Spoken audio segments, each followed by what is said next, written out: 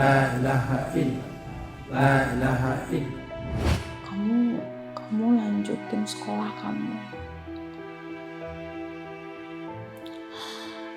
Dia bilang makasih udah nempatin janji. Terus aku bilang iya udah pokoknya sembuh dulu. Aku bilang nanti kita muncak bareng lagi. Aku udah pinter nih, aku bilang gitu. Aku sambil senyum tuh ngomong. Pas selesai asar, Bang Jack berpulang. Hitungan dari mulai naik sampai ke rumah ini masih ingat gak berapa? 10 hari. 10 hari. Di hari ke-11 beliau nggak ada. Oh, oke.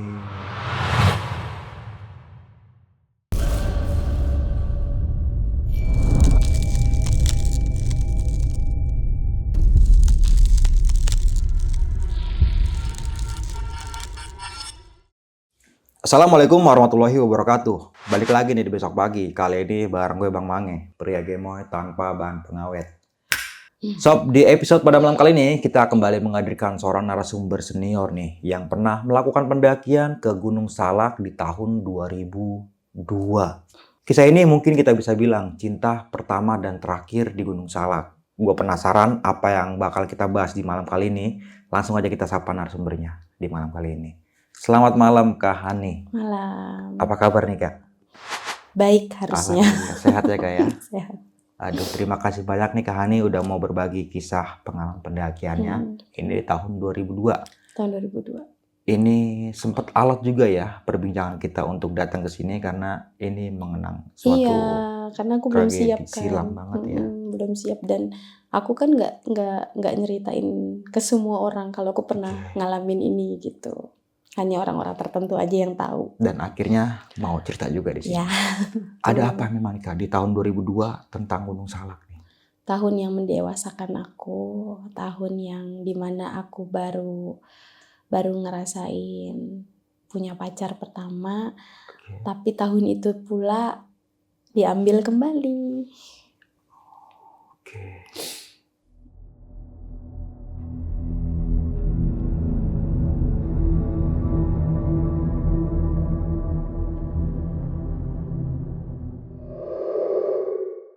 Nanti selengkapnya aku bakal cerita detail dari awal pertemuan sama almarhum sampai akhir ending cerita aku sama dia. Oke, dan ini banyak banget poin-poin yang bisa kita ambil ya dalam cerita malam kali ini. Namun sebelum kita masuk ke ceritanya nih, bagi teman-teman yang belum subscribe, yuk kita subscribe terlebih dahulu, like, comment, and share. Jangan lupa nyalakan loncengnya agar teman-teman semua nggak ketinggalan video terbaru dari besok pagi. Dan bagi teman-teman semua nih yang pengen menjadi narasumber di besok pagi, kalian memiliki cerita pengalaman mistis pendakian, bisa langsung aja nih kirim cerita kalian melalui nomor WhatsApp yang ada di bawah sini. Mau nggak mau, suka nggak suka, bahwa hal gaib itu ada di sekitar kita. Tanpa berlama-lama lagi, langsung aja kita masuk ke ceritanya.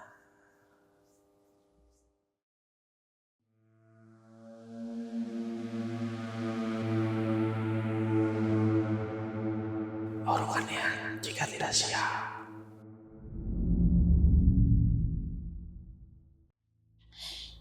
Aku cerita dari awal dulu ya, gimana aku kenal sama mantan gitu kan. Tahun 2002, aku itu punya temen namanya Diana. Diana sekelas nih sama aku. Waktu itu aku posisi udah SMA kelas 1. Nah, Diana ini punya kakak namanya Widya. Aku sering main ke rumah si Diana ini.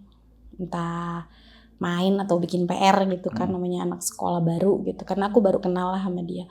Nah di rumahnya Diana ini, temen aku ada pacar kakaknya bawa tongkrongannya gitu.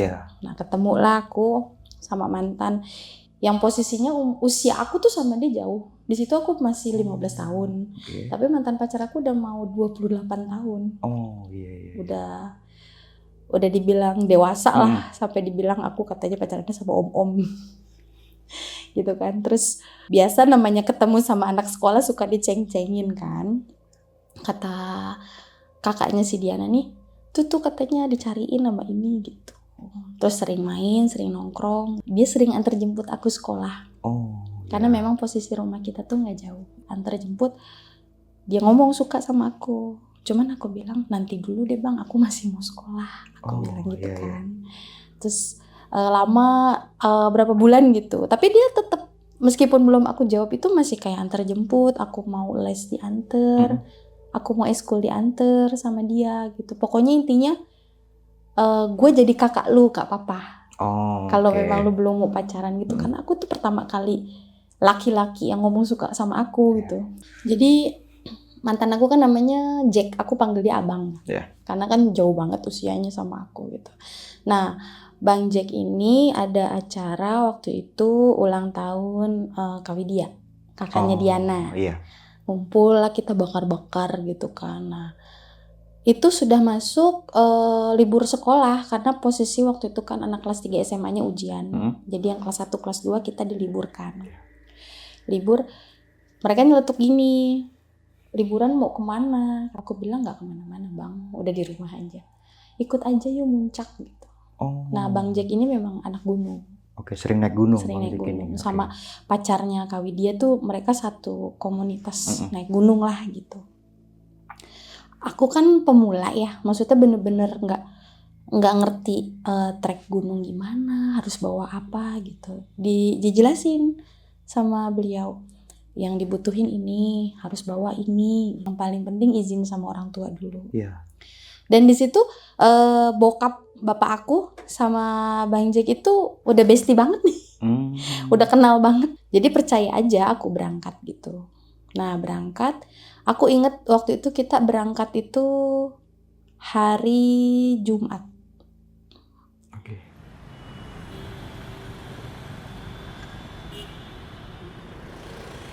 Jumat, setelah sholat Jumat, awalnya kan sudah sepakat ikut via jalur Cidahu.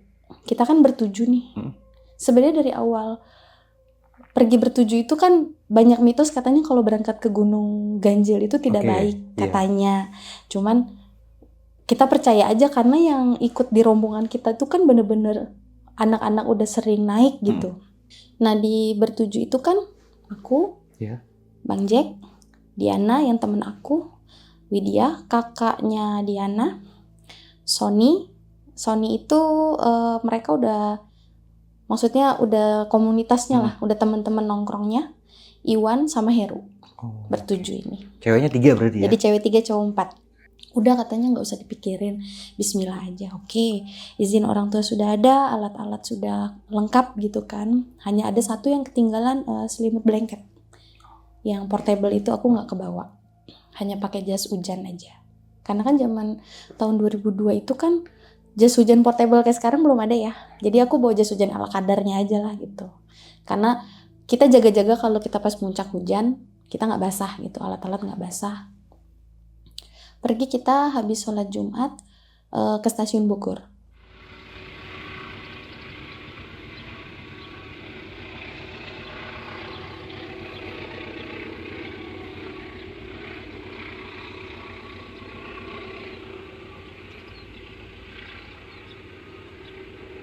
Sepanjang jalan itu kan kita naik kereta tuh ke stasiun Bogor. Bang Jack nagih jawabannya. Gimana katanya, aku udah digantung 2 bulan katanya. Terus aku punya janji nanti kalau muncak aku kasih jawabannya. Aku bilang gitu. Semangat lah dia kan mau muncak gitu. Awalnya itu udah sepakat kita mau lewat via jalur Cidahu. Karena itu yang paling aman untuk pemula. Dan banyak pendaki yang memang milih jalur itu karena katanya itu tidak terlalu ekstrim. Sampai stasiun Bogor, temennya bilang, kita kan sudah pernah di Cidahu. Karena kan Bang Jack itu kalau nggak salah udah ke 4 kalinya naik Salak sama aku ini. Sama aku kan pertama, first time. Sebelumnya udah 3 kali naik.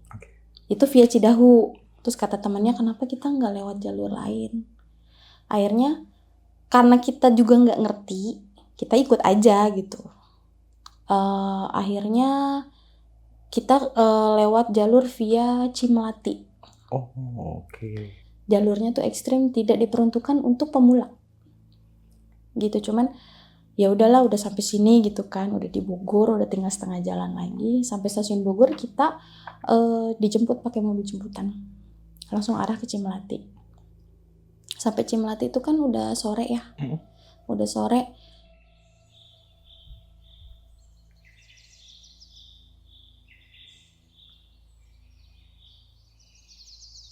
Pas sampai Cimlati itu kan karena udah maghrib ya, posisi hujan juga, karena banyak pemula juga, ada cewek juga gitu kan. Jadi kita putusin naiknya besok pagi, hari Sabtu.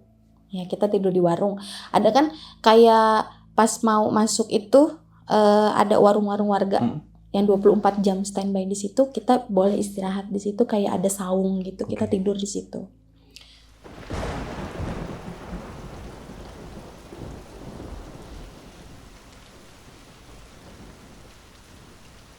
Karena hujan deras banget, kita dilarang naik lah gitu.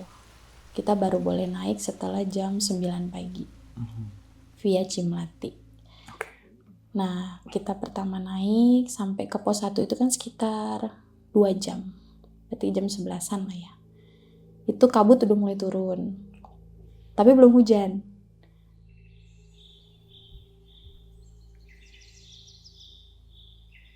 Dari pos 2 ke pos 3, kita kan cuma sampai pos 3 terus naik ke atas kan. Itu yang paling ekstrim banget, nguras tenaga banget. Oh iya. Tambah hujan.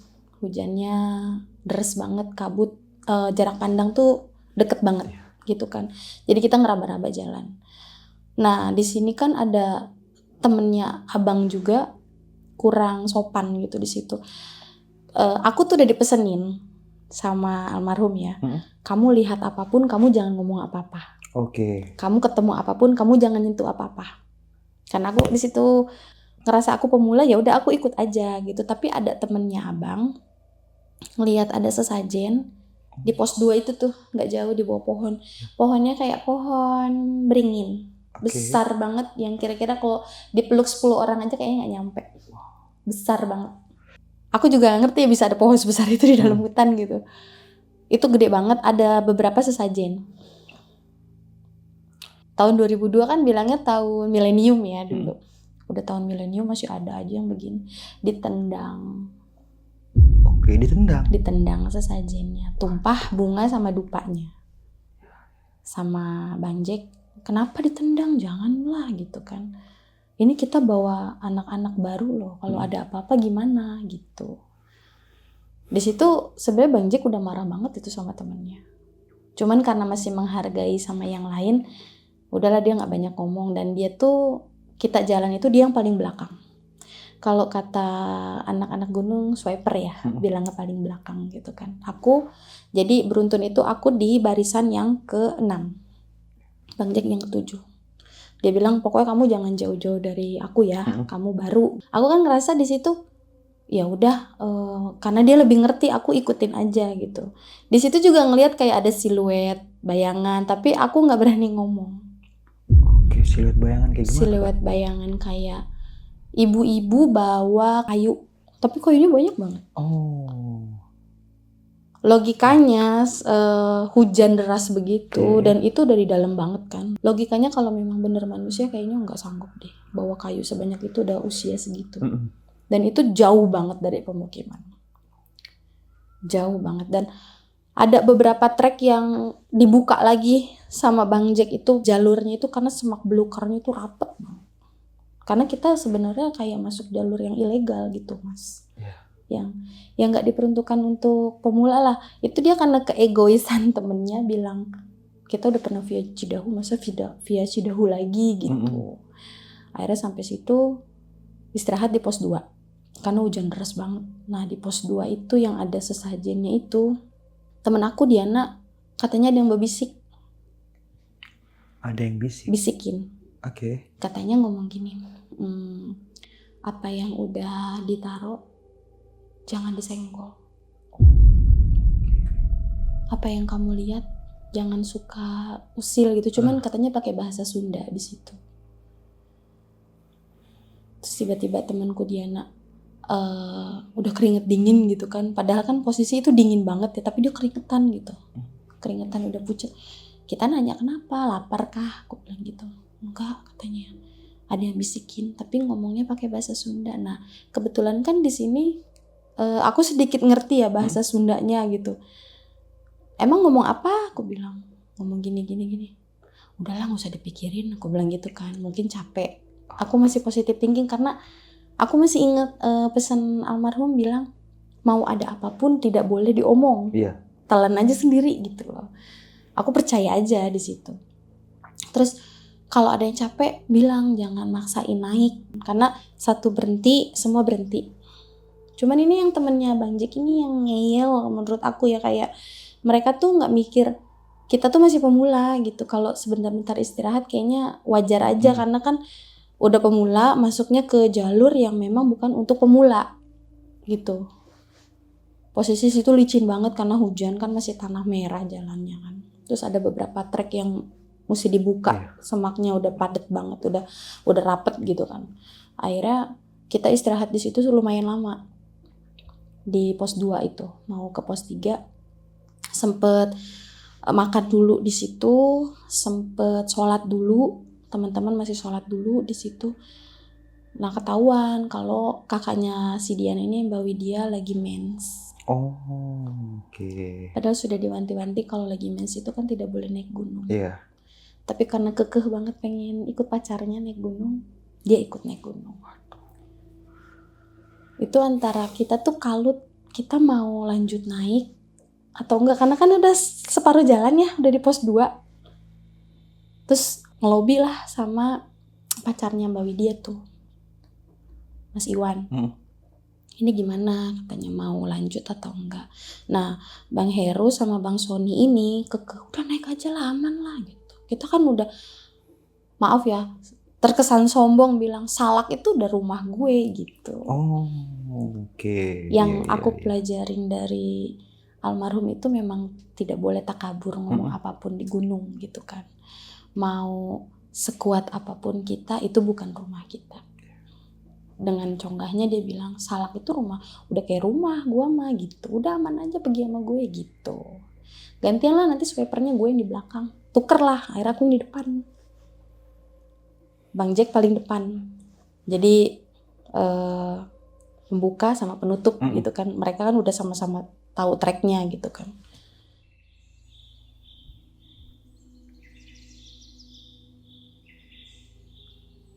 Sepanjang jalan itu Mbak Widya itu kayak gimana, kayak gelisah gitu.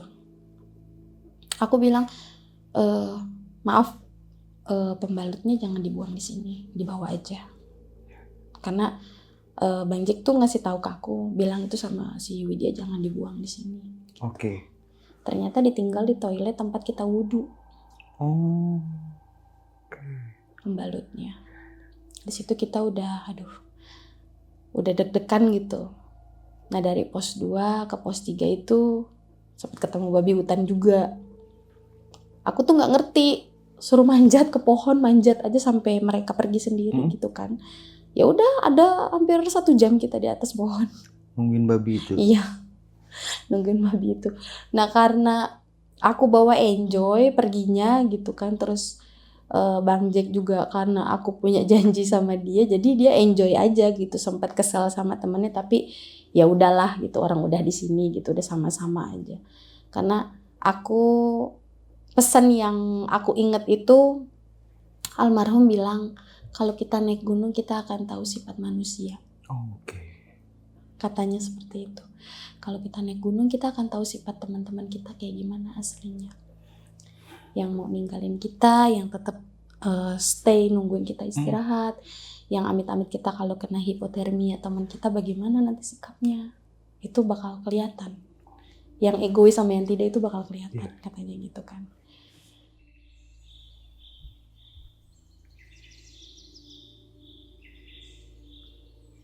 Sampai puncak itu kita kan sore karena banyak istirahatnya kan, udah mau deket maghrib. Seharusnya kan jam 3 aja udah naik kita, karena kan puncak itu sekitar 8 atau 9 jam.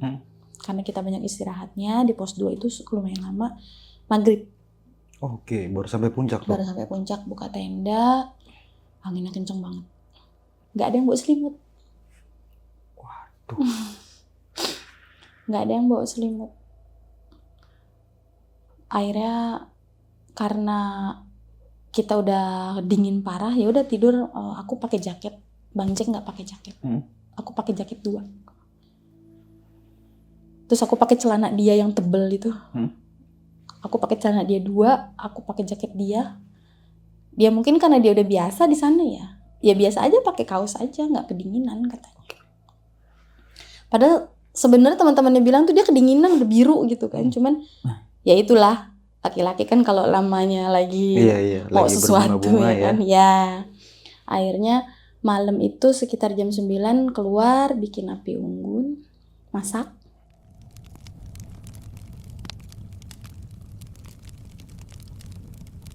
Dia tagih aku jawabannya. Kata dia, "Dek gimana?" Katanya. Jawabannya, "Aku udah digantung 2 bulan." Kata dia. Gimana ya Bang, aku masih sekolah, maksudnya umur kita tuh jauh banget. Aku takutnya gini, aku masih seneng-seneng main nih. Masih seneng ketemu temen kemana gitu kan. Kata dia, "Gak apa-apa, orang aku tahu kan keseharian kamu sekolah, aku yang antar jemput," gitu kan. Akhirnya aku mutusin ya udah, oke. Tapi diterima, tapi aku maksudnya nggak mau kayak pacar-pacaran orang, maaf ya, maksudnya yang berlebihan, aku nggak bisa karena aku masih sekolah. Aku bilang gitu kan, kasihan orang tua aku lah. Itu kan aku masih SMA waktu itu. Dia janji oke, katanya nggak apa-apa. Yang penting aku tuh nggak penasaran. Terus dia ngomong gini, kalaupun abis turun muncak aku nggak ada umur, aku nggak penasaran. Dia ngomong kayak gitu. Sempet ngomong kayak gitu berarti?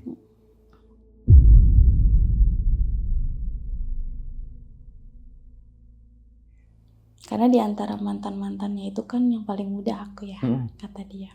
Terus dia bilang, mantan terakhir aku tuh ya kayaknya kamu, dia bilang gitu. Karena kita biasa aja lah gitu, maksudnya teman-temannya nggak ada yang tahu tuh kalau kita udah pacaran di situ. Karena dia bersikap kayak kakak adik aja ke aku gitu. Bukan yang kayak orang kayak pacaran mau dipeluk, mau dicium, enggak. Ya aku digandeng, kalau turun licin ya dipegangin kayak aku adiknya aja lah gitu. Itu yang bikin aku yakin selama 2 bulan itu dia nggak pernah minta sesuatu yang lebih. Sementara aku kadang ngerepotin dia gitu. Bang antar ke sini, Bang jemput aku les di sini gitu. Dia mau.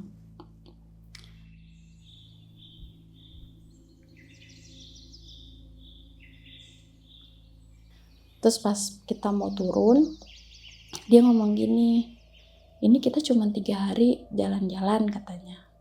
"Abis ini ke rumah bibi yuk," gitu, bibinya dia. Jadi bibinya itu nikah sama orang Cidahu, daerah Cidahu. Nah kita udah beres-beres tuh, sebenarnya pagi itu udah pengen turun, cuman Mbak Widya ini kambuh kayak orang kesambet lah kalau kita bilang ya.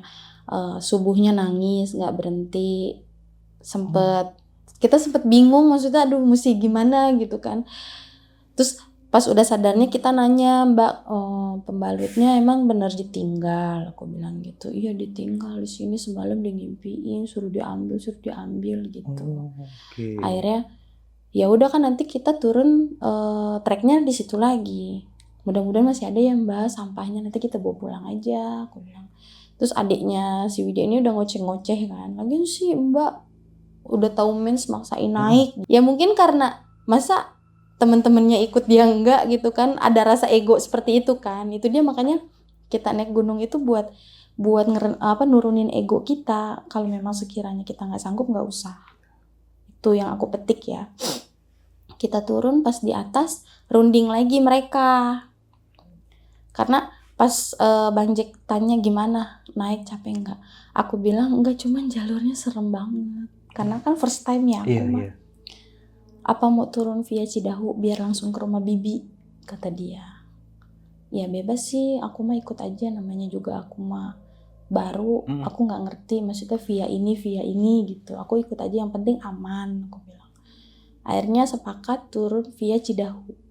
Jadi maaf si pembalut itu nggak sempat kita ambil kan, karena sudah beda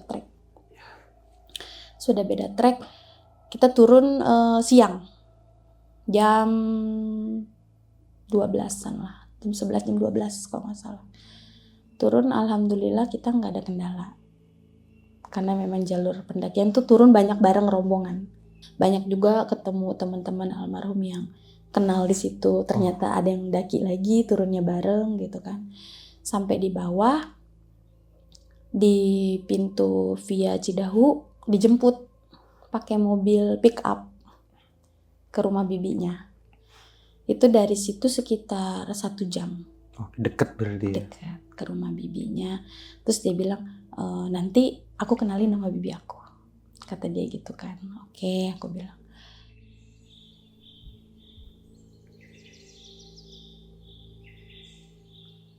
Baru mau masuk gapura perkampungannya itu, ternyata kita harus jalan kaki kan ke dalam. Karena mobil nggak masuk, hanya jalan setapak. Kita ngelewatin sawah-sawah. Okay. Nah ternyata pamannya itu kan memang tani.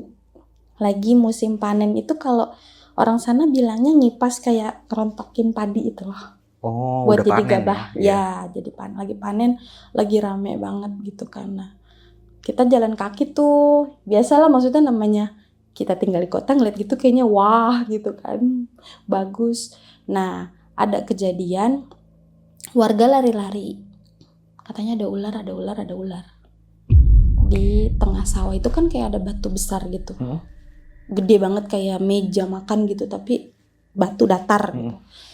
Itu aku lihat sendiri sih ularnya, satu warna kuning putih. Kalau kita bilang mungkin kayak piton albino ya. Oke. Lebih dominan putih gitu. Yang kedua sanca batik. Itu ukurannya nggak lazim. Sebesar pohon kelapa. Gede banget tuh. Gede banget. Jadi ngelingker gitu tuh dua-duanya di batu itu, karena batunya gede banget. Mungkin ada lebarnya sekitar 2 meteran batunya itu. Jadi ngelingkar si ularnya di situ. Tapi ularnya nggak gimana-gimana, diem aja di situ. Nah, mungkin warga takut, namanya banyak yang ke sawah ya. Kan kalau ular gitu kan katanya melilit sampai si korbannya itu nggak bergerak. Dipotong. Pertama ditombak kepalanya. Ularnya itu? Si ularnya itu. Kalau yang putih lari. Sempet bisa lari. Cuman larinya kayak lemes gitu lah. Ularnya itu. Mungkin entah habis makan apa gimana, kita nggak tahu ya. Jadi ularnya tuh lambat jalannya, tapi warga sudah terfokus sama ular yang batik, sama yang gede banget sebesar pohon kelapa itu kan aku nyaksiin. Nah, Bang Jack itu sama temennya udah siap-siap bawa batu. Aku tarik, jangan Bang, udah biarin aja, kita bukan orang sini, aku bilang gitu kan. Enggak bahaya ini, nanti kalau kita lewat kita kenapa-napa gimana? Udah bantuin warga, bantuin Mamang juga. Aku udah bilang gak usah Bang, gak usah, aku bilang. Aku tuh takut, maksudnya pernah dengar cerita ular sewajarnya itu tidak sebesar itu. Kecuali anaconda ya, beda lagi kan. Itu besar banget. Aku udah bilang jangan Bang, tolong. Akhirnya mereka itu udah, yang cowok-cowok itu udah pukul-pukul sampai si ularnya itu kayak udah jadi beberapa potongan. Tapi masih bisa bergerak. Jadi kepalanya sama ekornya udah misah, tapi masih bisa bergerak badannya. Nah itu kan warga ngerasa dia masih hidup tuh, potong lagi sampai habis. Dimasukin ke karung, buang ke kali, selesai kan menurut mereka. Akhirnya kita pulang ke rumah bibi. Di sini juga Bang Jack darah-darah semua nih, karena nyipret darah-darah dari ular itu kan. Dia cuci muka di kali itu, dibuanglah ular potongannya itu dibuang ke kali di karung. Di kali kayak kali kecil buat perairan sawah gitu, dibuang ke situ. Kita ke rumah bibinya. Tapi setelah nyampe rumah bibinya tuh Bang Jack mendadak demam. Mendadak demam. Teman-temannya juga demam. Yang ikut mukulin si ular itu.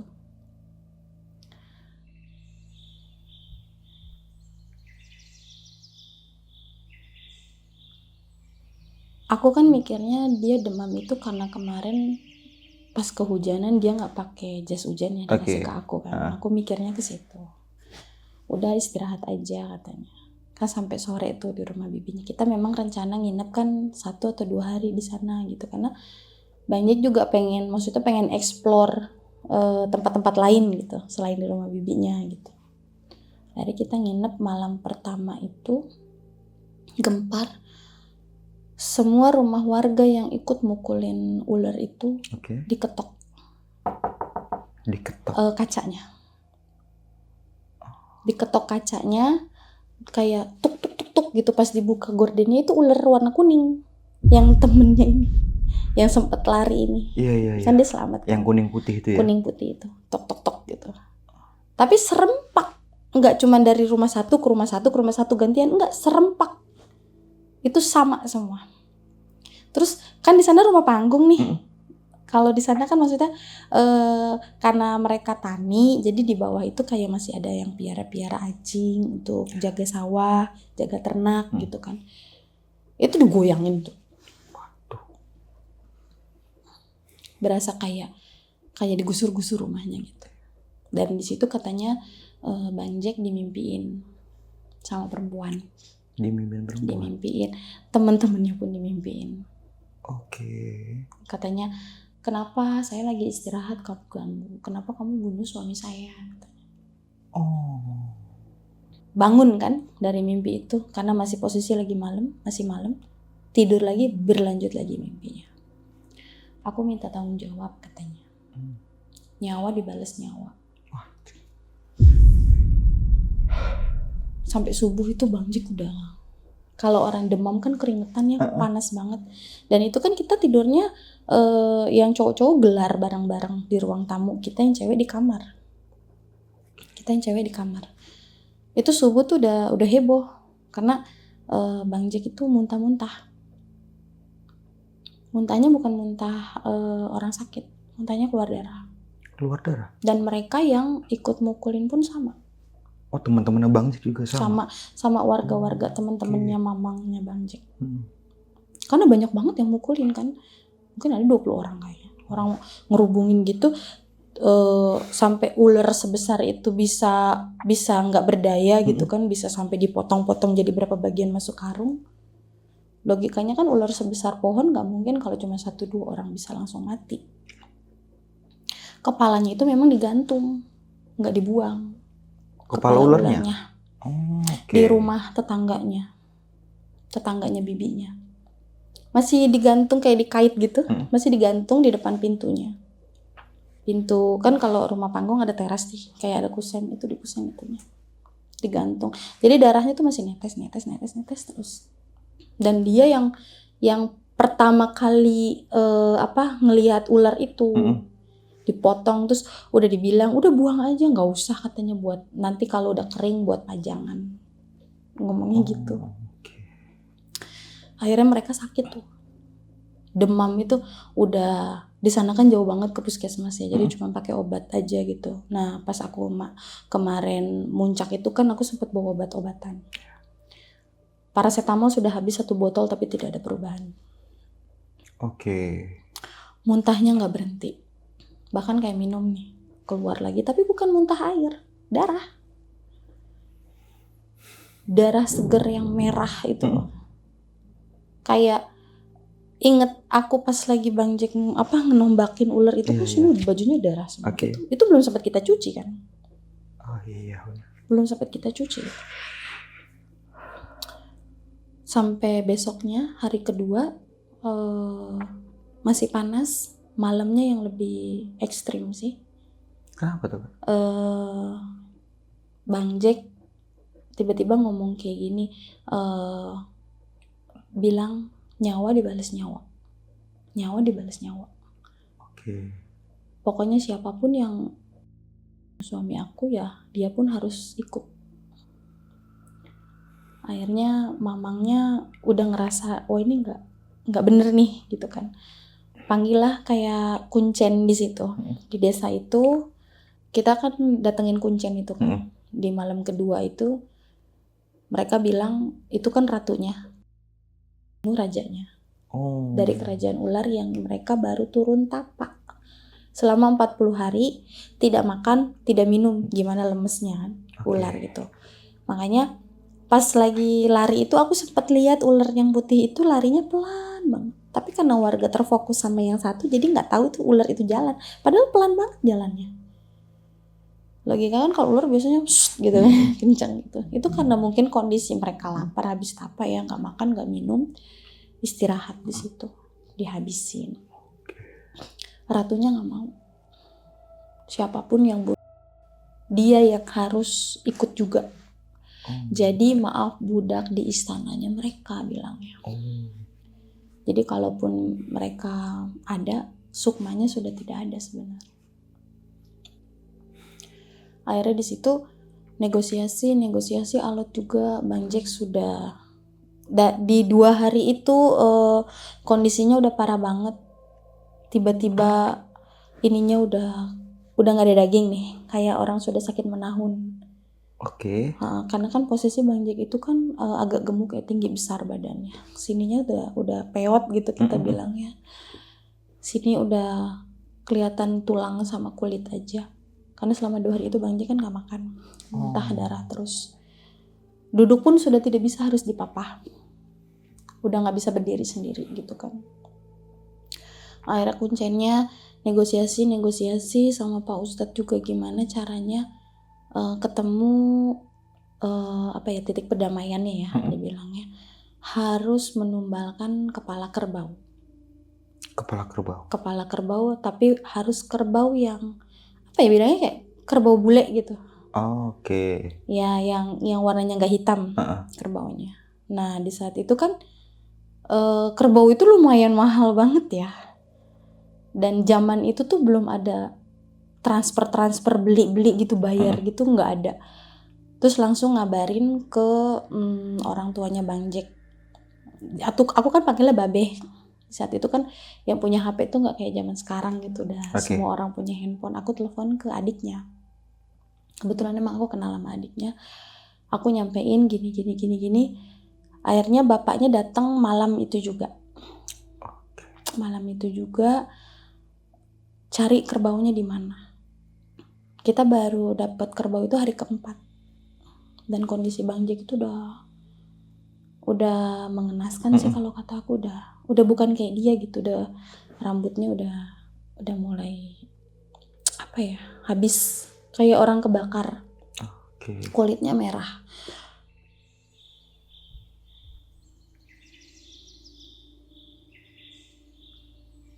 Di hari keempat itu, jadi ya itu zaman dulu itu kan belum ada istilah transfer beli gitu kan, jadi susah gitu, kita nggak bisa urgent secepat itu dapat gitu kan.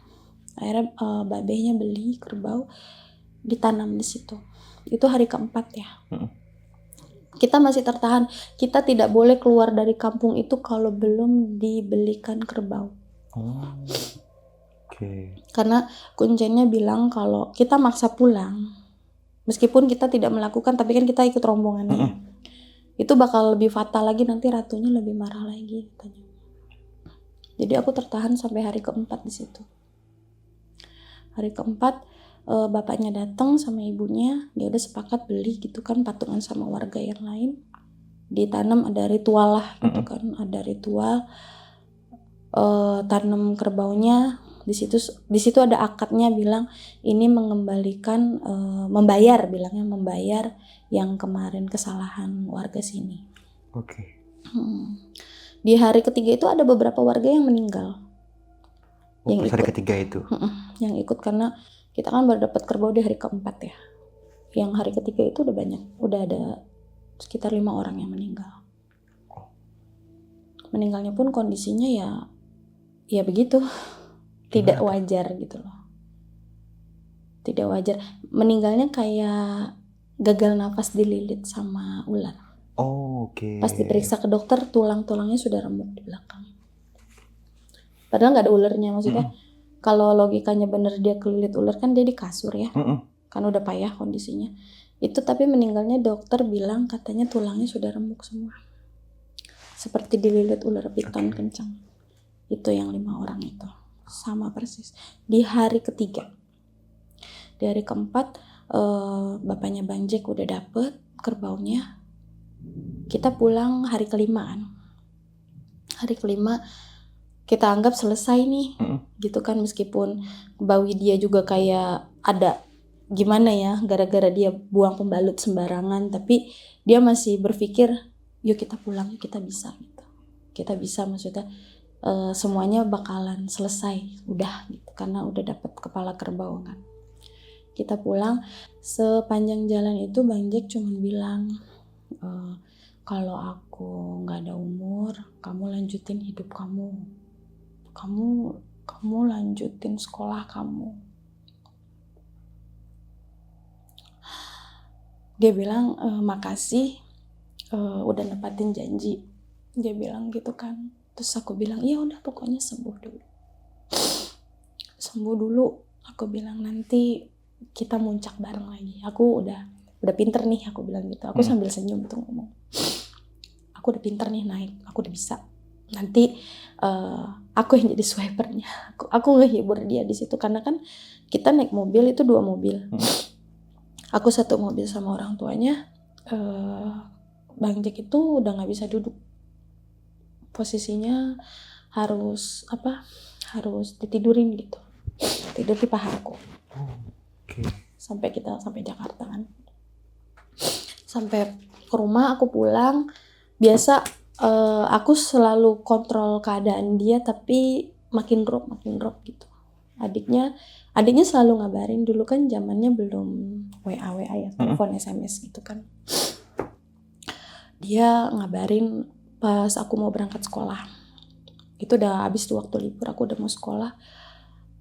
Dia bilang gini, Teh, manggil aku Teh bisa ke rumah nggak sekarang? Aku bilang iya. Bang Jack parah nih katanya, udah dibawa ke rumah sakit tapi dipulangin sama pihak rumah sakit karena memang tidak ada indikasi penyakit apapun. Oke. Dan aku izin tuh sekolah, aku nggak masuk gitu karena aku kesana dianterin sama bapakku. Dan di saat itu bapakku kaget ngeliat kondisi Bang Jack yang bener-bener udah nggak bisa dikenalin lagi. Ada tumbuh sisik-sisik di tangan, kayak sisik ular batik gitu, cuman dikit gitu, nggak full. Tapi kita tahu itu sisik ular. Terus udah dari orang pintar mana aja, karena kan bapaknya Bang Jack itu termasuk orang berpengaruh di kampung itu kan, maksudnya kenal ulama, kenal Habib, itu udah dari mana aja didatengin nggak bisa. Malah sampai yang tadinya kan bapaknya nggak cerita kenapa Bang Jack begini kan.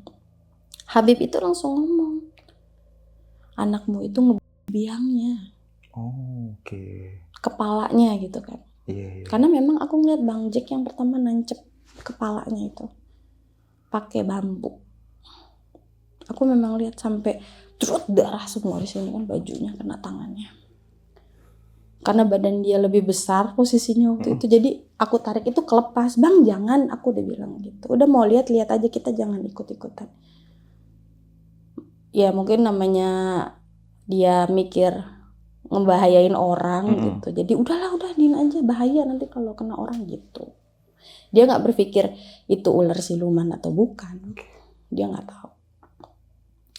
Pas aku datang ke rumahnya, dia kondisi masih sadar, cuman duduk itu sudah dibantu bantal, udah nggak bisa berdiri. Itu aku ingat hari Kamis ya, berarti udah hari ke-10. Selama 10 hari itu orang bilang sukmanya sudah tidak ada. Karena nggak pernah nyambung, diajak ngomong tuh kayak gitu.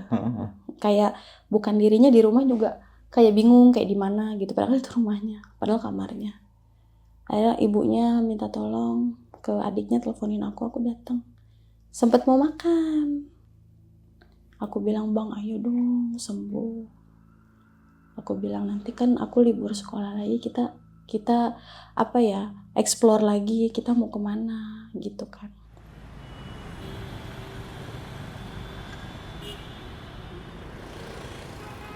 Di situ orang tua aku udah tahu aku udah pacaran.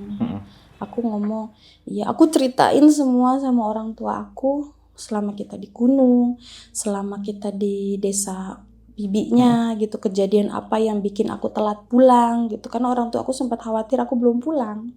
Karena aku masih ketahan karena belum dapat kerbau itu kan.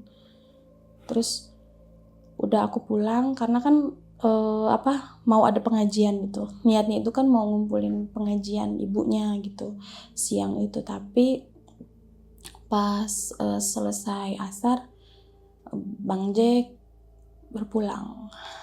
Meninggal. Tapi aku nggak langsung dikabarin karena posisi itu aku lagi lomba.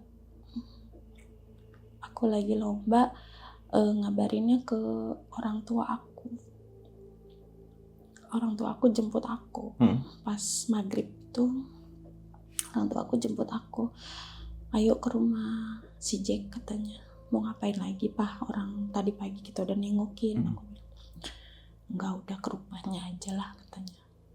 Nengokin sekali lagi. Bilangnya gitu. Aku kan masih pakai seragam sekolah kan.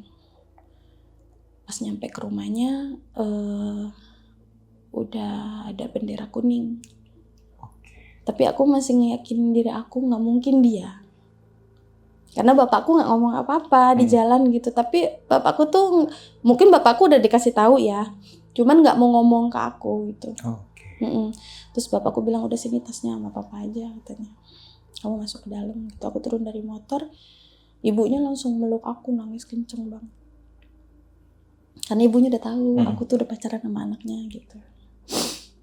Kata aku, kenapa Bu Bang Jack? Aku masih belum bisa cerna. Udah ada tenda, udah ada bendera kuning depan gang rumahnya. Aku belum bisa cerna. Sampai pas aku dateng dibukain kainnya, itu benar Bang Jack yang sebelum sakit. Jadi pada saat sakit muka dia udah nggak bisa dikenalin. Tapi pas dia udah nggak ada, mukanya balik seperti semula.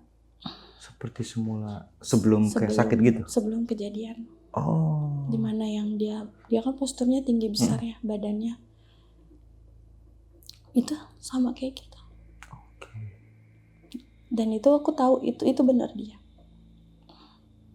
Flashback, ingat omongan dia waktu di mobil. Aku disuruh lanjut sekolah. Katanya kalau aku nggak bisa antar jemput, jangan ngerepotin bapakmu katanya. Naik angkot aja. Jangan manja selain sama aku. Kata dia gitu kan. Dia ngomong begitu pas di mobil, aku tuh nggak pernah tanggep kayak bener gitu.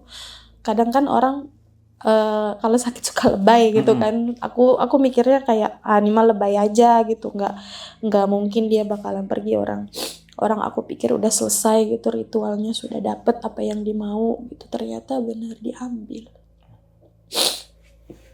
Karena dia cerita mimpi itu cuman ke aku. Ke orang tuanya nggak cerita dimimpiin harus dibawa. Karena dia cerita di mimpi itu dia diseret-seret. Pas di malam di tenda itu ya? Di malam pertama habis kejadian itu dia diseret-seret, badannya ular. Tapi kepalanya manusia, setengah badan gitu, dia diseret gitu kanan kiri. Ngomongnya gitu. Dan itu mungkin orang bilang sukmanya sudah tidak ada di situ. Sukmanya udah nggak ada. Jadi aku tuh jadi kayak ada rasa trauma kalau udah dengar gunung. Aku pertama kali kenal laki-laki, pertama kali ibaratnya pacaran sama laki-laki, aku resmi pacaran sama dia itu di atas gunung gitu kan. Ibaratnya kan belum ada sebulan aku pacaran sama dia, baru hitungan hari gitu. Tapi udah ditinggal gitu. Bahkan sampai sekarang ibunya juga masih komunikasi baik. Sampai sekarang. Suamiku tahu. Suamiku tahu. Dan dia alhamdulillahnya enggak, maksudnya aku cemburu sama masa lalu kamu, enggak. Jadi setiap dideketin laki-laki itu aku ada rasa takut. Takut kayak gitu lagi gitu, karena kan pertama banget. Terus baru hitungan hari, kalau orang bilang kan masih sedang sayang gitu kan, baru banget sayang gitu. Aku ada rasa nyesel sih kenapa 2 bulan itu ngegantung dia. Kenapa nggak dari awal gitu, kalau tahu dia mau begitu ya. Kenapa nggak dari awal, padahal dia udah baik banget. Mm-mm. Ya kan, udah maksudnya udah bisa ngegantiin tanggung jawab orang tua aku, kayak nganter aku sekolah, jemput aku pulang sekolah gitu. Karena kan dia kerjanya itu kayak freelance gitu loh, jadi tidak terikat. Jadi waktu dia bebas gitu. Kayak free gitu. Iya. Jadi dia bilang, kamu jangan repotin papamu kalau sekolah, kata dia gitu. Aku ingat omongan dia di mobil itu. Sampai ibunya minta maaf sama aku gitu. Maaf ya kalau anak ibu ada salah. Hari-harinya suka ngejengkelin kamu gitu. Karena kan ibunya tahu aku sering dibecandain kan sama almarhum. 1 tahun aku nggak berani denger masalah gunung. 1 tahun itu bener-bener nutup diri, nggak mau ketemu siapapun. Sampai setrauma itu. Iya. Oke. Bayangan dia waktu naik gunung sama aku. Bayangan dia ngomong di mobil pas pulang terakhir itu. Bayangan aku nyuapin dia terakhir hari Kamis paginya. Kan beliau meninggal Kamis sore kan. Dia cuman ngomong, nungguin aku katanya. Nungguin aku, kok belum dateng, ngomongnya gitu aja ke adiknya. Kok belum dateng, pas aku udah ke situ sorenya dia nggak ada. Oke.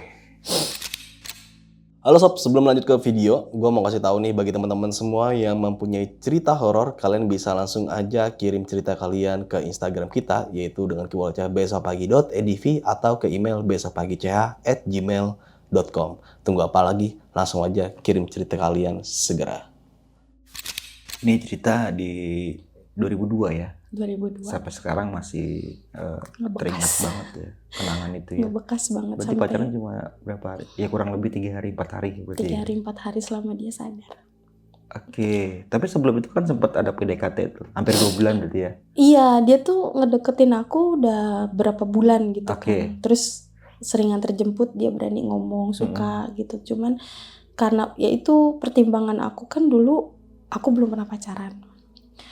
Aku masih sekolah gitu. Terus usia dia tuh jauh banget sama aku. Aku 15 tahun, dia 28 tahun gitu. Udah kan. kerja berarti ya pada Sudah saat itu kerja. ya? Oke. Dan adiknya aja sudah ada yang berumah tangga. Oh. Jadi dia dilangkah sama adiknya gitu. Nah, adiknya perempuan. Adiknya yang perempuan. Oh iya. Adiknya udah berumah tangga. Aku bilang nanti dulu lah gitu. Hampir 3 bulan. Oke. Makanya dia semangat muncak, mau jalur apapun dia tempuh. Dia semua yang bantu gitu, tanpa dia tuh ngelihat aku pacaran sama dia. Maaf ya, kan bisa aja dia macem-macemin aku, orang gak ada orang tua aku, cuman ada teman-temannya. Tapi dia benar-benar ngejaga. Oke. Ngejaga banget, kayak kakak adik aja, bukan kayak orang pacaran gitu. Itu yang sampai sekarang ini tuh aku masih kayak ngebekas gitu. Bukan berarti aku nggak mikirin perasaan suami aku ya. Itu kayak dia tuh ada tempat tersendiri. Oke. Iya, dia ada tempat tersendiri karena salah satunya dia mau nyelamatin kita di jalan biar nggak kelilit ular. Dia ngorbanin nyawanya sendiri. Tapi teman-temannya almarhum juga kan sakit, tapi cuman almarhum yang kena, yang meninggal. Teman-temannya Iya kan sempat di rumah bibinya ya, sempat dirawat. Tapi teman-temannya yang lain itu teman-teman yang lain kan mukul-mukul aja. Nggak ikut motong, nggak ikut mukul kepala. Yang maksudnya yang parah kejadian dia sampai ngenombak pala ular itu ya memang almarhum. Oh berarti pertama kali yang melakukan itu Ditombak almarhum. ya, almarhum abang. Karena niatnya supaya tidak ada warga yang. Iya, karena dia karena mungkin dia sering naik gunung, dia tahu antisipasi kalau ular itu hajarnya di kepala. Katanya dia duluan tuh. Iya, ular itu kalau kita potong badannya, kata dia tuh bakal ngerekam siapa aja yang udah nyakitin dia. Kalau kita udah keprok, terus dia matanya udah nggak bisa lihat, dia putus matanya gitu. Yang aku tahu gitu dari dia ya, maksudnya banyak ilmu sebenarnya yang aku dapat dari dia gitu kan. Tapi sebelum almarhum mengembuskan nafas terakhirnya, masih ingat nggak sih sampai sekarang tentang pesan-pesan dari terakhir dari almarhum itu apa itu? Pesannya Waktu sakit di rumah bibinya kan sakit di sempat rumah, cerita dia itu cerita. dimimpiin kan? Iya, Itu dia cuma ke dimimpiin. kakak aja Ke berarti? aku aja. Kata Ke- dia jangan bilang ke siapa-siapa ya. Oke. Mudah-mudahan, dia kan manggilnya Babe sama Mm-mm. bapaknya. Mudah-mudahan Babe dapet ya katanya. Karena kan nyari kerbau bule ya, bilang kerbau bule itu sulit banget. Oh berarti masih sadar pas waktu Masih. riungan antara Masih. sesepuh sekitar itu masih sadar dia? Masih. Justru yang parahnya itu pas di rumah. Oh. Setelah oke. ritual malah makin parah. Iya, iya. Yang tingkat kesadarannya paling cuman 40%. Jadi dia melek tapi kayak nggak ada nyawa gitu loh. Oh, Yang kita bilang sukmanya sudah tidak ada begitu. oke. Teman-temannya mau udah sembuh mungkin tuh Temennya setelah sembuh. ritual itu. Temennya sembuh. Bahkan sampai sekarang aku masih rutin ke makamnya. Oh. Bawa anak aku. Iya, iya, iya, iya. Aku bilang ini omnya gitu. Iya, iya.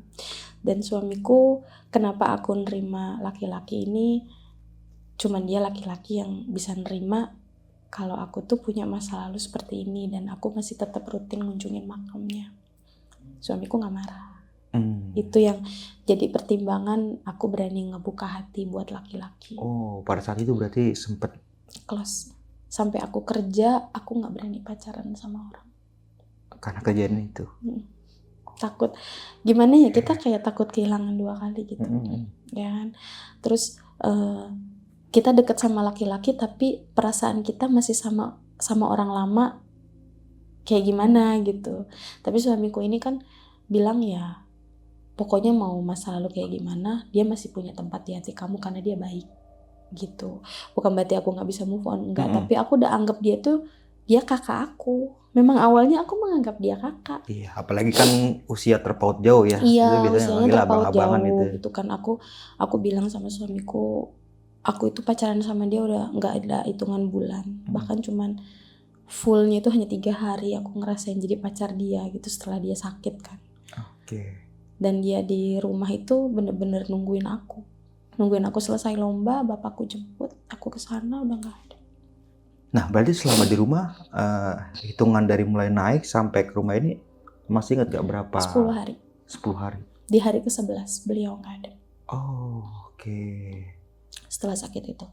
Karena memang kuncinya bilang kalaupun memang bertahan paling lama itu 10 hari. Kuncinya ngomong. Dan Habib yang ngobatin beliau juga ngomong gitu. Ini enggak, sukmanya sudah dibawa jauh katanya. Mau dia dikembaliin ya harus ada gantinya. Harus ada gantinya. Maksudnya gimana? Jadi bilangnya tukar kepala. Kepala kerbau lagi? Enggak. Manusia juga? Manusia juga. Dan harus yang sedarah sama dia. Berarti antara keluarganya dong. Sampai bapaknya juga pasang badan. Ya udah saya aja gitu. Tapi ya nggak tahu ya, namanya kita kan hidup, kita memang nyawa kita bukan punya kita ya. Saya berpikirnya mau sekukuh apapun kita pertahanin, kalau yang memang bukan milik kita ya nggak bakalan jadi milik kita gitu. Dan itu aku baru bisa move on di tahun ke-7. Hampir 7 tahun. Iya, 7 tahun baru bisa nerima laki-laki lain. Sampai sempat orang tua aku tuh mau jodohin, mau kenalin, tapi aku nggak berani. Karena kejadian itu. Nah, ini kan awalnya kan memang ingin menjawab sebuah mungkin pernyataan perasaan ya. Nanti jawabnya di puncak gitu. Iya. Tapi memang setelah almarhum Jack ini mendapatkan jawaban itu gimana tuh perasaan itu Kak? Perasaan aku? Perasaan kakak juga Jack juga kayak gitu. Iya, sebenarnya waktu dia nganter jemput gitu, sebelum aku ngasih jawaban itu, rasa suka itu udah ada. Oh, udah mulai nyaman. Udah mulai nyaman gitu. Cuman namanya kita kan anak SMA itu kan kadang agak-agak ya suka diledek, lu dijemput om-om ya gitu. Karena dulu itu kita dijemput pakai mobil itu kayak udah gitu yang ngejemputnya usianya jauh banget ya sama kita gitu kan. Udah jadi omongan berarti ya. Jadi omongan gitu ya. Terus aku bilang besok kalau jemput agak jauh jangan di gerbang, aku bilang gitu. Oke. Tapi pas lagi sakit itu dia ngomong, nanti kalau aku nggak ada kamu nggak bakal malu lah. Kamu yang jemput nanti bukan cowok tua kayak aku lagi. Oke, pas sakit sempat ngomong kayak gitu. Berarti kan setelah dari rumah Bibi terus ke rumahnya Jack, Iya. sempet nengokin nggak sebelum di hari Kamis itu? Hampir tiap hari. Hampir tiap hari. Iya, cuma memang yang Kamis itu kan aku sibuk tuh, kan aku lomba kan. Aku niatnya memang maunya Jumat atau Sabtu ke rumahnya lagi gitu. Aku udah bilang, aku manggil dia abang, aku Kamis kan lomba, kayaknya aku Kamis nggak ke rumah ya. Nanti kalau nggak hari Jumat, hari Sabtu aku libur, aku kesini gitu. Oke. Karena aku takut pulang lombanya malam, karena lombanya jauh. Aku bilang. Dia cuma manggut gini doang. Tapi masih ngenalin nggak pas di rumah itu? Bang Jack ya? Ngenalin. Masih mau makan? Mau sedikit. Terus kalau aku datang dia senyum. Kayak ngenalin ini aku gitu. Oke. Terus kan dia suka, dulu rambutku panjang belum hijab. Dia suka melintir-melintir kepangan aku kan. Kata dia kenapa nggak dikepang, kata dia. Oke.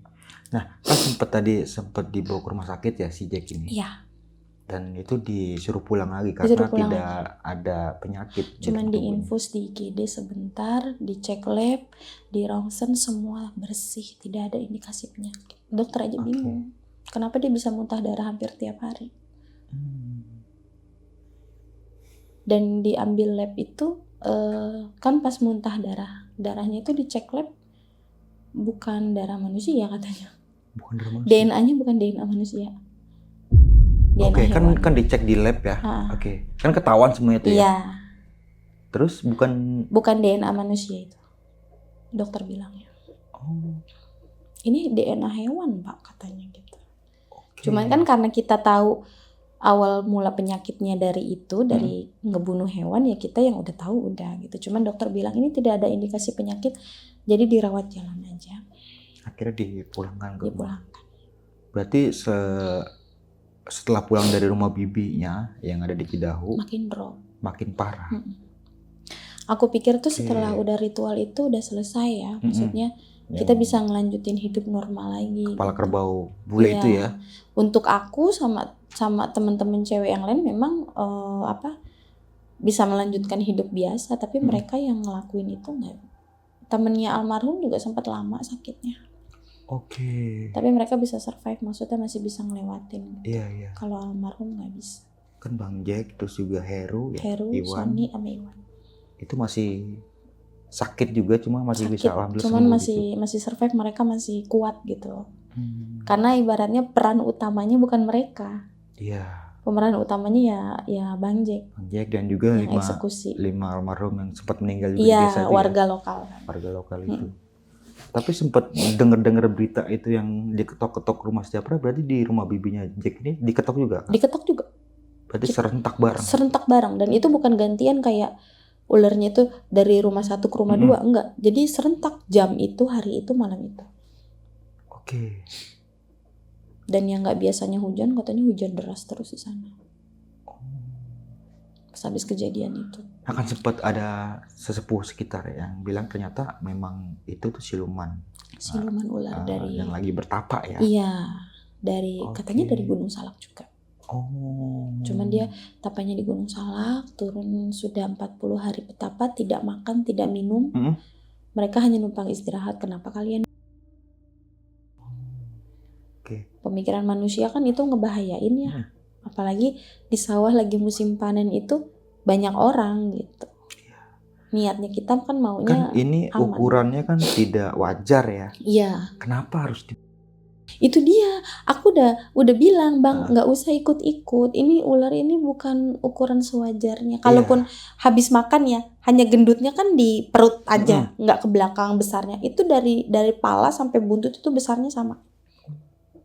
Sebesar pohon kelapa. Ya mungkin maaf kalau kita ketelan itu pun kita masuk itu. Segitu.